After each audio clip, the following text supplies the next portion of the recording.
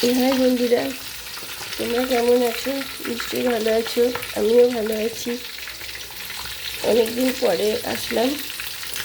দেখো, আজকে একটু রান্না করছি, মাছ ভাজছি।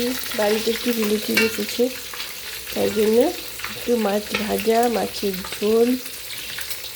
তারপরে এখানে দেখো এঁচোড় কাটা আছে, এঁচোড় চিংড়ি হবে, চাটনি হবে, ডাল হবে, অনেক কিছু আজকে রান্না হবে।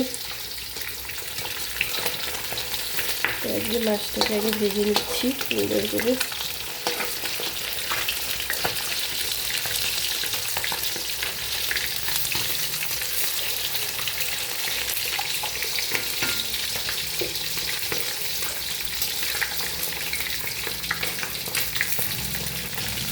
গ্যাসের মধ্যে মাছটা ভাজা হয়ে গেছে।